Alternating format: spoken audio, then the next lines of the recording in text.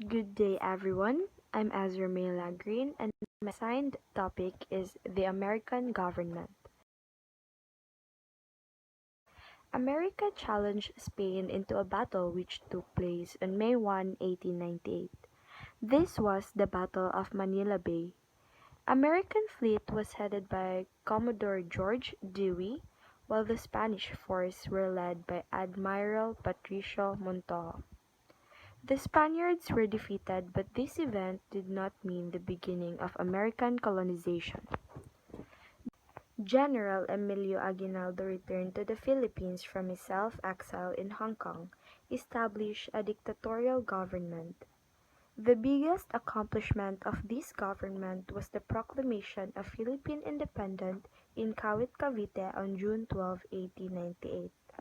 Upon the advice of Apil Apolinario Mabini, the dictatorial government was replaced by revolutionary government. The Battle of Manila Bay was fought again between America and Spain on August 13, 1898, but this was just a mock battle agreed by both countries.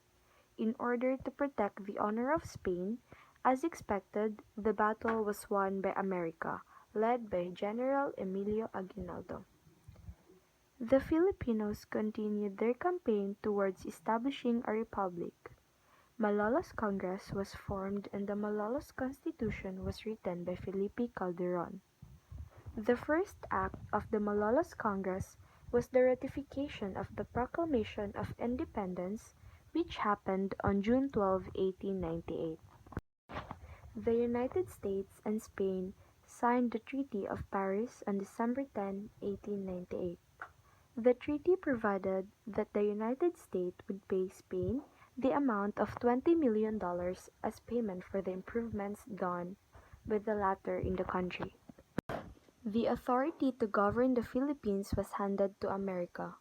Even from the start, there was friction existing between the Filipinos and Americans. On February 4, 1898, the Filipino-American was broke out. This was sparked by the shooting of a Filipino by an American guard soldier at Pinaglabanan Bridge in San Juan, Rizal. General Emilio Aguinaldo led the Filipinos forces in the fight against Americans. The heroic act of General Gregorio del Pilar surfaced during the war. He defended Tirad Pass in order to give protection to Aguinaldo. Gregorio del Pilar became the hero of Tirad Pass.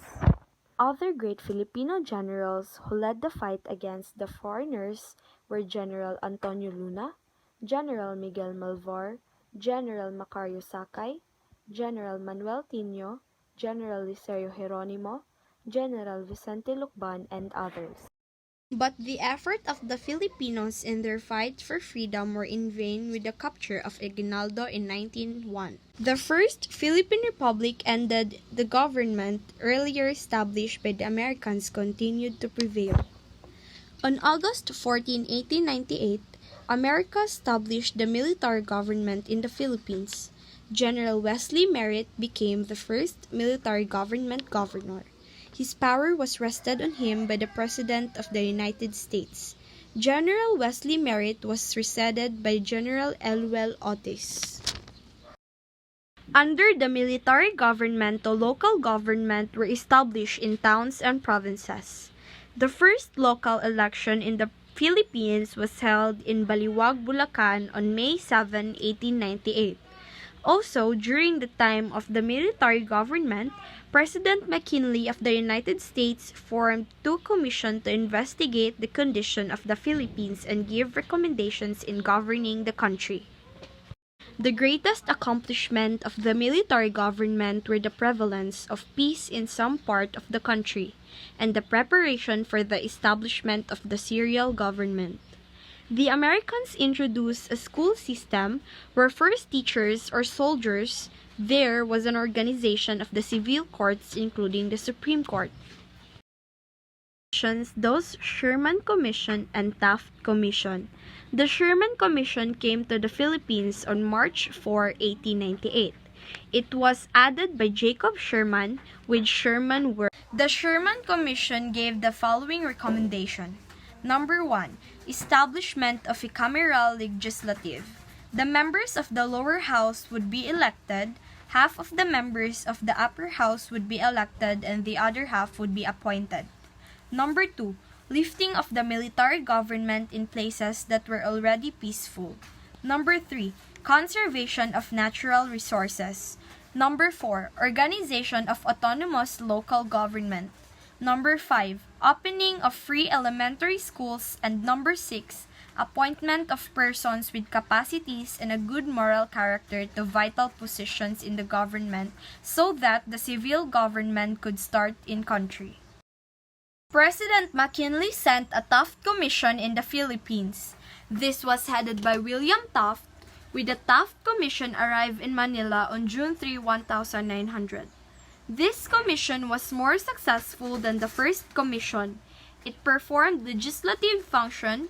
It was able to pass a law allocating 2 million pesos for the construction and repairs of roads and bridges.